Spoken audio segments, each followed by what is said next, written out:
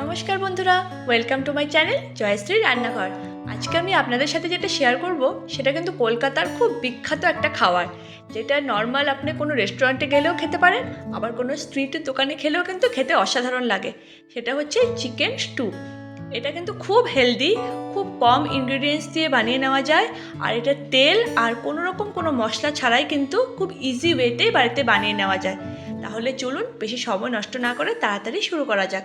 প্রথমেই আমি কড়াইতে বেশ অনেকটা পরিমাণে জল দিয়ে দিলাম, আর তাতে এরকম করে কিছু পেঁয়াজকে দিয়ে দিলাম, আর এটাকে 7 মিনিটসের জন্য ঢাকা দিয়ে আমি সেদ্ধ হতে দিলাম।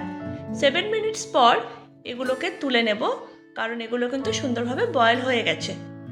আর এগুলোকে তুলে এবার আলাদা করে আমি রেখে দিচ্ছি। তারপর এই জলটা পুরো ফেলে দেব, আর নতুন করে কড়াইতে আবারও জল দিয়ে নিলাম। তাতে এবার বেশ বড় বড় করে কেটে নেওয়া চিকেনের পিসগুলোকে সেদ্ধ হওয়ার জন্য জলের ভিতরে দিয়ে দিলাম, আর আবারও এটাকে উপর থেকে ঢাকা দিয়ে 15 মিনিটের জন্য মিডিয়াম ফ্লেমে রেখে দিলাম, যাতে চিকেনটা ভালো করে সেদ্ধ হয়ে যায়। মোটামুটি 50% সেদ্ধ হয়ে যাওয়ার পর এগুলোকে উঠিয়ে আমি আলাদা করে রেখে দেবো। আর এদিকে আমি যে সেদ্ধ করা পেঁয়াজগুলো ছিল সেগুলো গ্রাইন্ডারে দিয়ে এটাকে একটা ফাইন পেস্ট বানিয়ে নেব, তাতে কিন্তু কোনো জলের দরকার নেই। এবার কড়াইতে আবার 1 লিটার সমান জল দিয়ে তাতে আমি চপড আদা দিয়ে দিলাম, আর কয়েকটা তেজপাতা দিয়ে দিলাম। তার সাথে দিয়ে দিচ্ছি গোলমরিচের গুঁড়ো অলমোস্ট 1.5 টেবিল চামচ। তারপর চিকেনের পিসগুলো, যেগুলো 50% সেদ্ধ হওয়া ছিল, সেই পিসগুলো একে একে দিয়ে দিলাম, আর 10 মিনিটের জন্য মিডিয়াম ফ্লেমে এটাকে ঢাকা দিয়ে আমি রেখে দিলাম। তাতে কিন্তু খুব ভালো করে জিনিসটা সেদ্ধ হতে থাকবে। এবারে ঢাকনা তুলে এখানে দিয়ে দিলাম বেশ ডুমডুম করে কেটে নেওয়া গাজরের টুকরো। তারপর দিয়ে দিলাম ছোট ছোট কিছু পেঁয়াজ, গোটা পেঁয়াজ। তার সাথে দিয়ে দিলাম 3 টেবিল স্পুন নুন।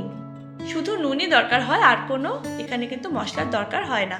তারপর দিয়ে দিলাম কিছু পেঁপে আর কিছু বিনস। আর এবার এগুলোকে খুব ভালো করে নাড়াচাড়া করে নিলাম, যাতে নুনটা চারিদিকে সুন্দরভাবে লেগে যায়।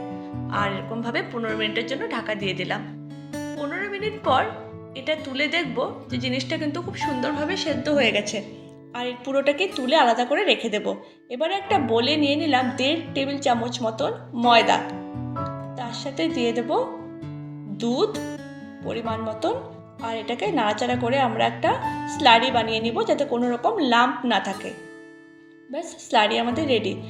এবারে ওই একই কড়াইতে 1.5 টেবিল চামচ মতন বাটার দিয়ে দিলাম, আর এটা সুন্দর করে গলে যাওয়ার পর যে পেস্টটা করে রেখেছিলাম অনিয়নের, সেটা দিয়ে দিলাম, আর এটাকে খুব ভালো করে নাড়াচাড়া করব। যখন এটার কাঁচা গন্ধটা চলে যাবে আর মোটামুটি কালারটাও চেঞ্জ হয়ে আসবে, তখন যে চিকেনটা আমরা রেডি করে রেখেছিলাম আলাদা করে, সেই চিকেনটা পুরোটাই এটার মধ্যে ঢেলে দিয়ে দেব।